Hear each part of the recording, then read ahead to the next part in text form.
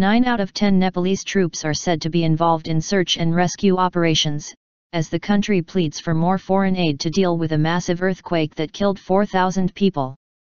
Almost the entire army and police has joined the quake effort, officials say. China, India, the UK, and US are among those sending aid from abroad. Nepal says it needs everything from blankets and helicopters to doctors and drivers. Some 200 climbers stranded by the quake on Mount Everest are being rescued.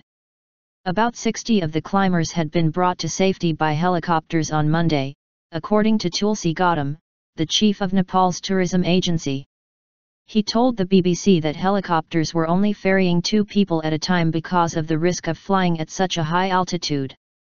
The climbers had been unable to leave the mountain because of avalanches triggered by the earth tremors. The quake is now known to have injured at least 7,000 people. Vast tent cities have sprung up in Nepal's capital, Kathmandu, for those displaced or afraid to return to their homes. Several aftershocks have been reported, the latest on Monday night. Across the country, thousands are camping outside for the third night since the quake struck on Saturday. There are shortages of water, food, and electricity, while disease is also a concern. Almost every soldier and police officer in Nepal is involved in search and rescue work, a spokesman for the Home Ministry, Lakshmi Prasad Thakal, told the BBC. Meanwhile, an army spokesman told the Associated Press news agency that 90% of the country's 100,000 troops are taking part in the quake effort. The Nepalese government's chief secretary, Lilamani Putil, said his country was short of relief materials and medical teams. He said there was a desperate need for tents, dry goods, blankets, mattresses, and 80 different medicines. We don't have the helicopters that we need or the expertise to rescue the people trapped.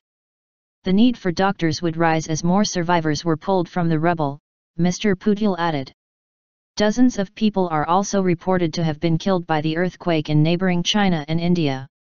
Both countries have sent emergency teams to Nepal, along with Pakistan, which said it was dispatching 4 C-130 transport planes carrying a 30-bed hospital.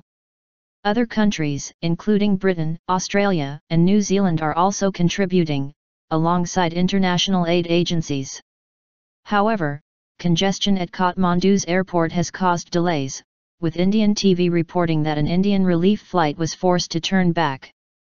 United Nations World Food Programme spokeswoman Elizabeth Byrs told AFP that the agency planned a large, massive operation. Officials have warned that the number of casualties could rise as rescue teams reach remote mountainous areas of western Nepal. Many communities, especially those close to mountainsides, are believed to have suffered significant damage. Matt Darvas, a spokesman for aid agency World Vision, told the BBC that entire villages of up to 1,000 people could have been buried by rock falls. In Dating district, 80 kilometers, 50 miles, west of Kathmandu, people were camped in the open, the hospital was overflowing, the power was off and shops were closed, Reuters news agency reported. There is nobody helping people in the villages. People are dying where they are, Abgurung, a Nepalese soldier in Dating, told Reuters. A senior official in Gorkha district, at the earthquake's epicenter, told AP he had heard of 70% of houses being destroyed. Among the villages affected are some inhabited by Tibetans, many of whom have sought refuge in Nepal. Bridime, north of Kathmandu, is reported to have been virtually flattened. On Mount Everest, clear weather on Monday allowed helicopters to rescue foreign climbers and their Nepalese guides who had been stranded by a huge avalanche. At least 18 people have been killed by avalanches on the mountain. China has meanwhile announced a halt to all spring expeditions along the north face of Mount Everest, state media reports. The longer-term cost of rebuilding in Nepal has been put at $5 bn, £3 bn, by US-based consultancy, IHS, around 20% of its GDP.